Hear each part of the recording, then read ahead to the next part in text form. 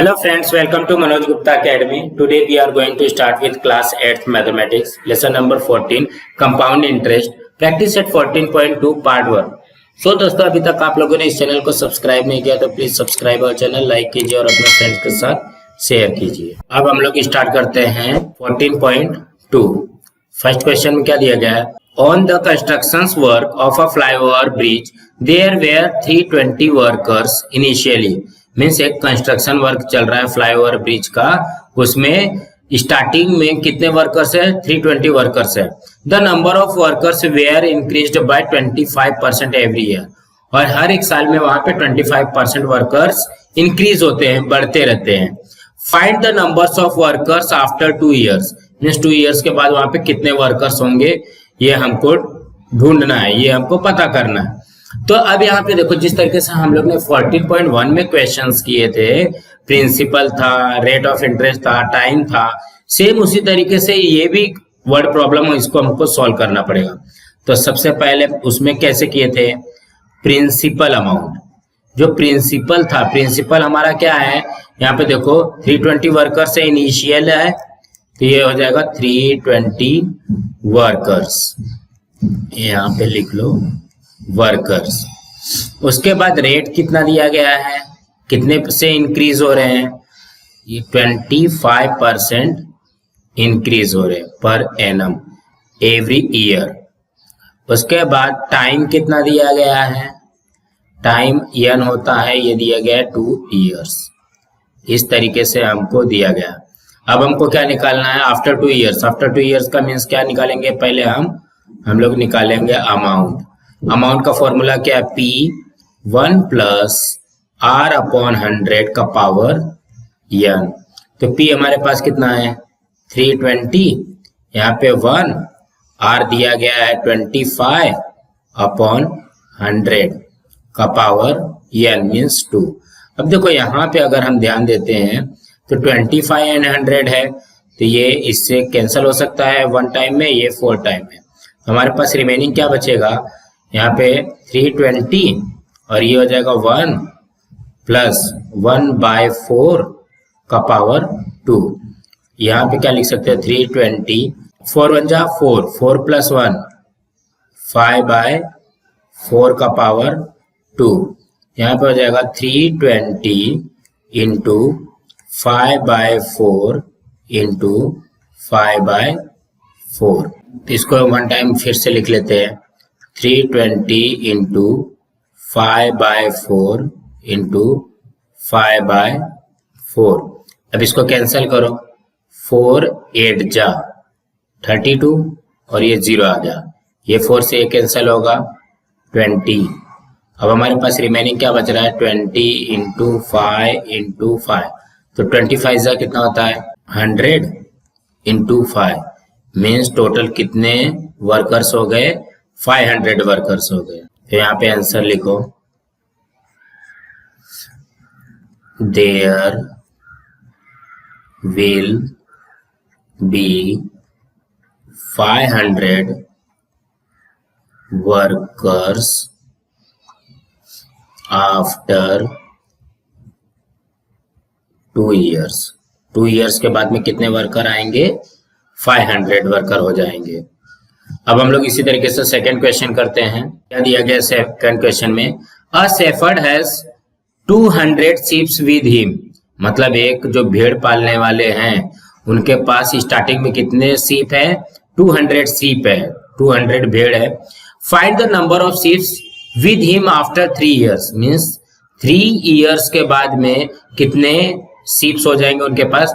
If increase in number of sheep is 8% every year. ये question में wrong दिया गया है। यहाँ पे जो 3 ईयर्स है इसको 2 ईयर्स कर लो, और ये जो 8% है इसको 10% कर लो। बुक में क्वेश्चंस रॉन्ग दिए गए। तो यहाँ पे हमारा आ जाएगा principal equal to P equal to 200 sheep. उसके बाद में क्या दिया गया? टाइम दिया गया है।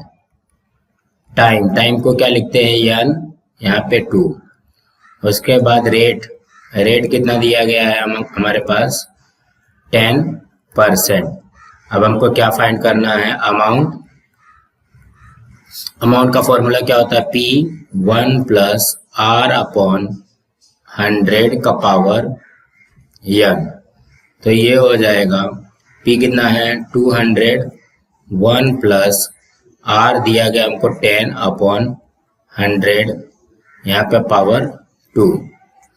तो देखो यहाँ पे ये कैंसिल हो सकता है, ये 10 1 जा 10 और ये 10 10 जा 100। तो ये हो जाएगा 200, 1 प्लस 1 अपॉन, तो ये हो जाएगा 200, 10 1 जा 10, 10 प्लस 1 11 अपॉन 10 का पावर 2। यहाँ पे होगा 200 इंटू 11 बाय 10 इंटू 11 बाय 10। ये 10 से ये कैंसिल होगा 20 टाइम में, ये 10 से ये कैंसिल हुआ 2 टाइम में। तो हमारे पास रिमेनिंग क्या हो रहा है, 2 इंटू 11 इंटू 11। तो यहाँ पे हो जाएगा 2 इंटू 11 कितना होता है 121। तो ये हो जाएगा 242 शीप्स। यहाँ पे आंसर लिख लो, the shepherd will have 242 sheep after 2 years। ये क्वेश्चन में रॉन्ग दिया गया है, क्वेश्चन आप लोग करेक्ट कर लेना। अब थर्ड क्वेश्चन करते हैं, in a forest there are 40,000 trees, find the expected number of trees after 3 years if the objective is to be increase the number at the rate of the 5% per year। Means 3 years दिया गया, 5% दिया गया और principal दिया गया है 40,000। तो यहाँ पे हम लोग लिखते हैं प्रिंसिपल क्या होगा, ये हमारा 40,000 ट्रीज। उसके बाद क्या दिया गया, टाइम क्या रहता है n, ये है 3 years। देन क्या दिया गया है, रेट क्या होता है r, कितना दिया है 5%। पर ईयर लिख लो, पर एनम लिख लो, दोनों एक ही होता है। तो यहाँ पे अमाउंट लिखो, अमाउंट का फॉर्मूला क्या होता है, P 1 प्लस R अपॉन 100 का पावर n। तो P कितना दिया है हमारे पास 40,000, 1 प्लस R है 5 अपॉन 100, n है तुम्हारा 3। तो देखो ये कैंसिल हो सकता है क्या, ये कैंसिल करोगे 5 1 जा 5 और ये हो गया 20। तो यहाँ पे क्या हो जाएगा 40,000, 1 प्लस 1 अपॉन 20 का पावर 3। सो दैट ये हो जाएगा 40,000, 21 जा 20, 20 प्लस 1 21 अपॉन 20 का पावर 3। यहाँ पे हो जाएगा 40,000 into 21 upon 20 into 21 upon 20 into 21 upon 20। अब देखो यहाँ पे कैंसिल हो सकता है, सबसे पहले 0 से 0 कैंसिल कर दो, ये 0 से ये 0 कैंसिल, ये 0 से ये 0 कैंसिल, ये 0 से ये 0 कैंसिल। अब यहाँ पे क्या है 2 है, 2 से इसको कैंसिल करोगे 40 है, तो यहाँ पे 20 आ जाएगा। फिर से 2 से इसको कैंसिल किया तो यहाँ पे हो जाएगा 10। फिर से ये 2 से इसको कैंसिल किया तो यहाँ पे हो जाएगा 5। अब हमारे पास रिमेनिंग क्या बच रहा है, देखो यहाँ पे 5 है, 21 इंटू 21 इंटू 21। यहाँ पे लिखो 5 इंटू 21 इंटू 21 इंटू 21। तो ये 5 इंटू 21 करोगे तो कितना हो जाएगा 105, और ये 21 में 21 का मल्टीप्लाई किया तो कितना हो जाएगा 441। अब इसको मल्टीप्लाई कर लो तो ये कितना हो जाएगा 46,305। अब यहाँ पे आंसर लिख लो, there would be 46,305 trees after 3 years। Means 3 years के बाद में वहां पे कितने ट्रीज हो जाएंगे 46,305। अब हम लोग फोर्थ क्वेश्चन करते हैं। क्या दिया गया फोर्थ क्वेश्चन में, the cost price of the machine is 2,50,000 if the rate of the depreciation is 10% per year. Find the depreciation in price of the machine after 2 years. जब भी डेप्रिसिएशन होता है तो उसकी प्राइस क्या होती है, माइनस होती है। तो यहाँ पे द कॉस्ट प्राइस हमको दिया गया है, मतलब एक मशीन की कॉस्ट प्राइस है और उसकी डेप्रिसिएशन हुई है 10%। अब देखो यहाँ पे जब डेप्रिसिएशन होता है तो मतलब कोई भी जब मशीन होती है तो उसकी प्राइस धीरे धीरे कम होती है, इंक्रीज नहीं होती है, बढ़ती नहीं है। और डेप्रिसिएशन होने के बाद में उस मशीन की प्राइस कितनी हो जाएगी, 2 इयर्स के बाद में। तो यहाँ पे जो जो चीज पहले दिया गया वो लिख लो। प्रिंसिपल हमको दिया गया है 2,50,000। उसके बाद में डेप्रिसिएशन का रेट दिया गया है, तो रेट हमको कितना दिया गया है, 10। बट यहाँ पे देखो डेप्रिसिएशन लिखा हुआ है 10% पर एनम तो दिया गया है, तो इसको हम लोग क्या लिखेंगे, सॉरी -10%। माइनस क्यों है, क्योंकि ये डेप्रिसिएशन है। उसके बाद में यहाँ पे हमको क्या दिया गया, टाइम। टाइम क्या होता है, यन होता है। ये कितना दिया है, 2 इयर्स। अब इसका क्या निकालोगे, अमाउंट निकालोगे। अमाउंट का फॉर्मूला क्या है, P1 + R/100 का पावर n। तो P कितना दिया गया हमको, 2,50,000।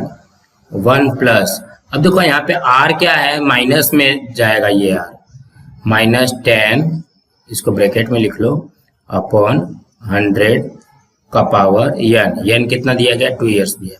अब देखो अगर ये कैंसिल होता है तो यहाँ पे क्या आएगा, -1 और ये हो जाएगा 10, तो ये हो जाएगा 2,50,000। यहाँ पे 1 + -1 अपॉन 10 का पावर 2। तो यहाँ पे क्या करो, 2,50,000 हो गया, ये हो जाएगा 10 × 1 = 10, 10 में से 1 माइनस हो जाएगा, तो 9/10 का पावर 2। तो ये हो जाएगा 2,50,000 इंटू 9/10 इंटू 9/10। तो ये देखो ये 0 इससे कैंसिल हुआ, ये 0 इससे कैंसिल हुआ। यहाँ पे हमारे पास कितना बचेगा, 2,500 इंटू 9 इंटू 9।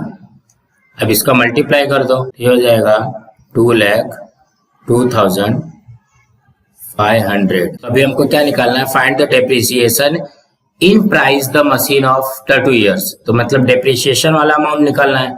यहाँ पे लिखो depreciation in the price after 2 years। कितना डेप्रिसिएशन हो रहा है, ये 2,50,000 दिया था, 2,02,500। देखिए कितना हो जाएगा, 47,500 रुपीज इसका डेप्रिसिएशन आएगा। यहाँ पे लिखो answer, depreciation in the price of machine after